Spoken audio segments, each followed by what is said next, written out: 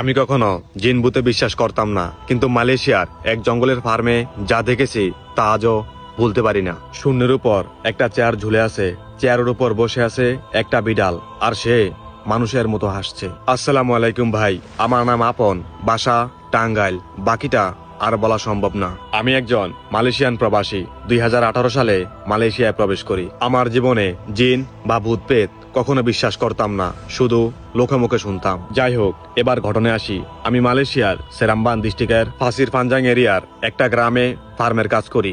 এই গ্রামে তেমন বেশি মানুষ নেই, জঙ্গল আর ফার্ম বাগানে ভরা একটি গ্রাম। আমি যে ফার্মে কাজ করি সেটা হলো একটু ভিতরে, আশেপাশে কোনো ঘরবাড়ি নেই। আমাদের এই ফার্মটা হলো ফার্ম বাগানের ভিতরের এরিয়ায়। সেখানে আমরা মাত্র 2জন লোক কাজ করি, একজন হলো বয়স্ক আর আমি ছোট।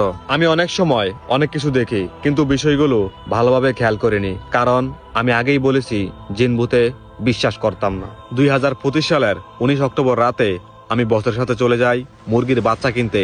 রাত তখন প্রায় 2টা বাজে। যখন আমি আমার রুম থেকে বের হলাম, হাতে নিলাম ফাস্টফুড, কিছু টাকা, সাথে সিগারেটের প্যাকেট। আমি দরজাটা লাগিয়ে বসের রুমের দিকে হাঁটা শুরু করলাম। হঠাৎ আমার শরীরটা আপনা আপনি বার হয়ে যায়। বিষয়টা আমি তত গুরুত্ব দিলাম না। বসের রুমের সামনে গিয়ে দাঁড়ালাম। বস বের হয়ে আসলেন। সিগারেটের প্যাকেট বসকে দিলাম। বস একটা জ্বালিয়ে ফেললেন, পরে আমি একটা জ্বালালাম। তারপর গাড়িতে উঠে বসলাম।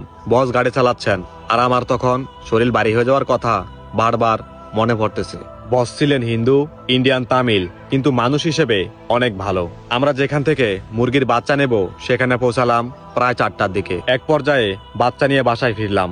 বস বাচ্চাগুলো ফার্মের সামনে রেখে তিনি চলে গেলেন। আমি একা একা বাচ্চাগুলো ফার্মের ভিতরে ছাড়তেছি প্রসেস মতো।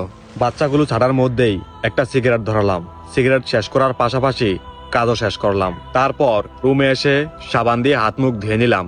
চিন্তা ভাবনা ছিল শুয়ে পড়বো। ফ্রেশ হয়ে যখন আমি আমার ঘরে ঢুকলাম, তখন দেখি একদম সম্পূর্ণ সাদা একটি বিড়াল টেবিলের উপর বসে মুখ দিয়ে শরীরে ঘষাঘষি করতেছে। বিষয়টা আমি তেমন ভাবিনি, কারণ এখানে অনেকগুলা বিড়াল আছে। এরপর বিড়ালটাকে রুম থেকে বের করে দিয়ে লাইট নিভিয়ে শুয়ে পড়লাম। ঘুমানোর কিছুক্ষণ পর, অর্থাৎ ভোর 5টায়, কোনো কারণ ছাড়াই হঠাৎ ঘুম ভেঙে যায়। ঘুম ভাঙার পর কেন জানি না এটাই মনে পড়তে লাগলো, এখানে সম্পূর্ণ সাদা কোনো বিড়াল নেই বা ছিল না। তাহলে ভোর রাতে যেটা দেখলাম সেটা কি? এত কিছু না ভেবে আবারও শুয়ে পড়লাম। সকাল 7টা 30 অ্যালার্ম সেট করা। অ্যালার্মের আওয়াজে আমার ঘুম ভাঙলো, আর আমি অনুভব করলাম আমার গায়ে প্রচন্ড জ্বর চলে আসছে। এরপর পুরো ঘটনাটা আমার পাশের ঘরে যে বয়স্ক চাচা থাকেন তাকে খুলে বললাম।